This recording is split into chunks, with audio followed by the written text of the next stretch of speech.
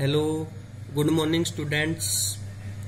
बेटा आज हम स्टडी करेंगे कूलॉम्स लॉ के बारे में। प्रीवियस लेक्चर के अंदर हमने स्टडी की थी हाउ बॉडी इज चार्ज्ड। अगर बेटा आप लोगों ने चार्ज के बारे में स्टडी नहीं की है तो मैंने डिस्क्रिप्शन के अंदर लिंक दे दिया है, प्लीज आप एक बार देख लीजिएगा। बेटा कूलॉम्स लॉ क्या बताता मैं, हाउ टू चार्जेस इंटरेक्ट, यानी कि इंटरेक्शन ऑफ चार्जेस के बारे में। किसके बारे में बताता है बेटा? इंटरेक्शन ऑफ चार्जेस के बारे में बताता है। आप लोगों को पता है बेटा जो लाइक चार्ज है वो एक दूसरे को रिपेल करते हैं, अनलाइक चार्ज एक दूसरे को अट्रैक्ट करते हैं। कूलॉम्स ने यही बात बताई कि जो लाइक चार्ज है वो एक दूसरे को कितने फोर्स के साथ रिपेल करते हैं और कितने फोर्स के साथ अनलाइक चार्ज एक दूसरे को अट्रैक्ट करते हैं। तो बेटा आइए एक बार हम समझते हैं इसको अच्छे से। हमने दो बॉडी ली, बॉडी 1 बॉडी 2। बॉडी 1 के ऊपर चार्ज है प्लस Q1, बॉडी 2 के ऊपर चार्ज है प्लस Q2।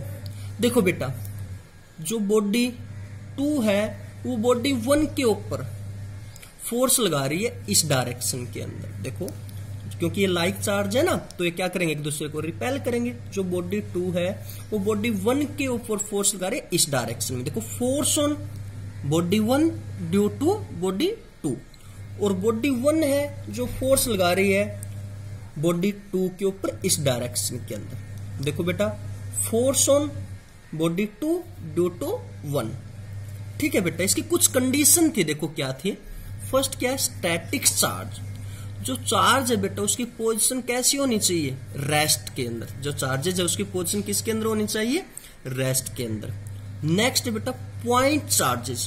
पॉइंट चार्जेस का मतलब क्या है, चार्ज इन स्मॉल स्पेस। जो स्मॉल स्पेस के अंदर चार्ज होता है उसको हम बोलते हैं पॉइंट चार्जेस बेटा। नेक्स्ट देखो बेटा force act along line joining centre of two charges.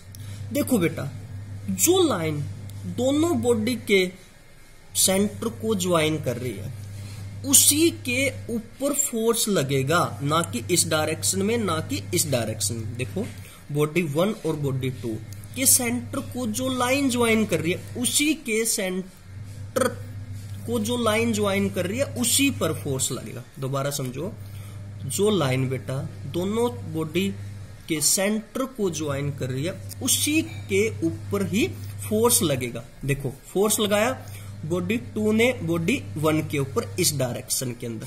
कहां लगा फोर्स, जो लाइन सेंटर को ज्वाइन कर रही है उसी के ऊपर।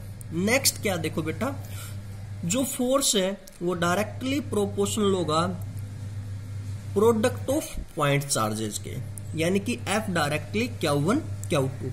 जितना ज्यादा चार्ज होगा बेटा उतना ज्यादा क्या होगा, आपका फोर्स होगा। जितना कम चार्ज होगा उतना ही कम आपका फोर्स होगा। नेक्स्ट क्या बेटा, फोर्स इनवर्सली प्रोपोर्शनल सेपरेशन का स्केयर। फोर्स जो है इनवर्सली प्रोपोर्शनल होगा जो पॉइंट चार्जेस के बीच की सेपरेशन है उसके स्केयर के। जितनी ज्यादा सेपरेशन होगी बेटा उतना कम फोर्स लगेगा, जितनी कम सेपरेशन होगी उतना ही ज्यादा फोर्स एक्ट होगा।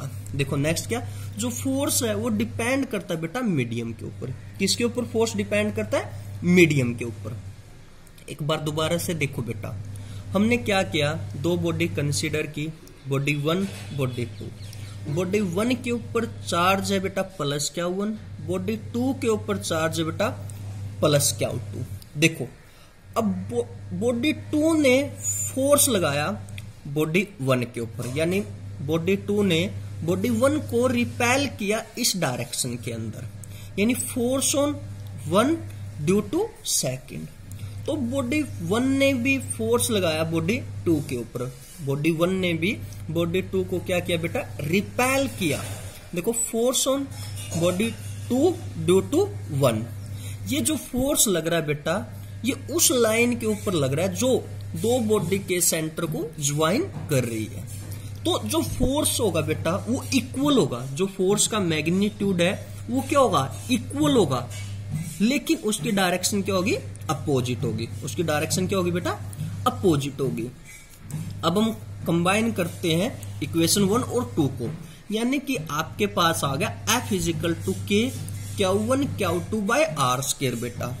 जो के है उसको बोलते हैं बेटा कांस्टेंट। क्या है के? क्या बेटा? कांस्टेंट। इसको नाम देते हैं इलेक्ट्रोस्टैटिक्स कांस्टेंट या कूलाम कांस्टेंट।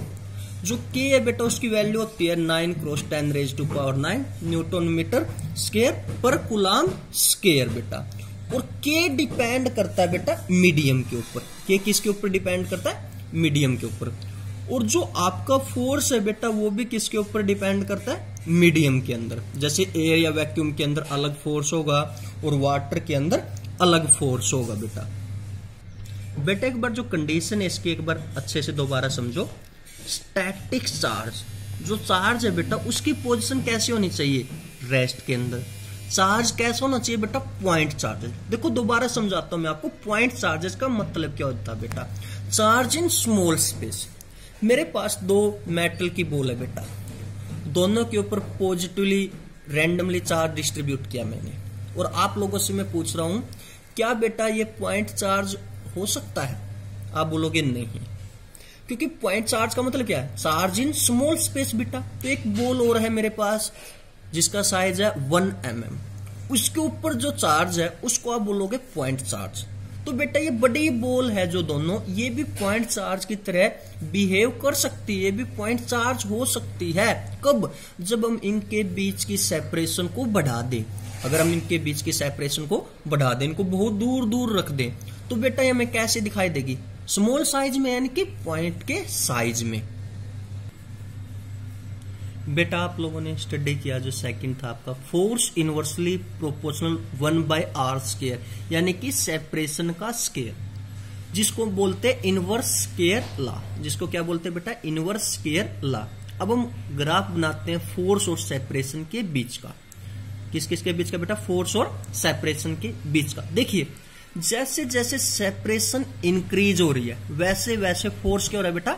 डिक्रीज। देखो जैसे जैसे आपकी सेपरेशन इंक्रीज होती जा रही है वैसे वैसे आपका फोर्स क्या हो रहा है बेटा? डिक्रीज।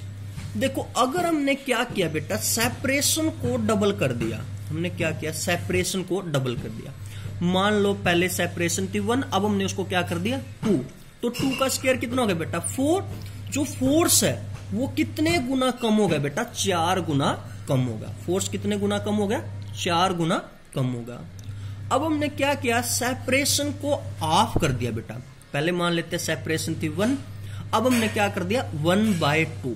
तो फोर्स आपका क्या होगा? 4 गुना ज्यादा होगा। बेटा आप समझ सकते हो, मैंने देखो कूलाम्स लॉ की डेफिनेशन लिखी हुई है, इसको आप एक बार रीड कीजिएगा।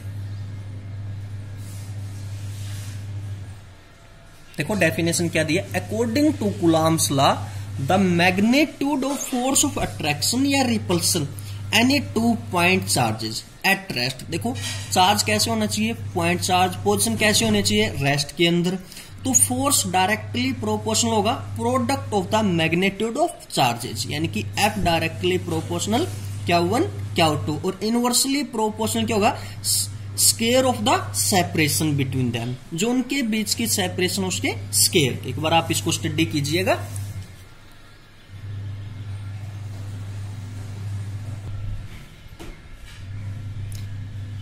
ये सारी कैलकुलेशन है बेटा जो ऑलरेडी हम कर चुके हैं। देखो उसके बाद क्या था? जो आपका इलेक्ट्रोस्टैटिक्स कांस्टेंट है यानी के, वो किस पे डिपेंड करता है बेटा? फर्स्ट क्या था? The system of unit used, यानी जो यूनिट हम यूज कर रहे हैं सिस्टम के अंदर उसके ऊपर डिपेंड करता है। नेक्स्ट क्या था?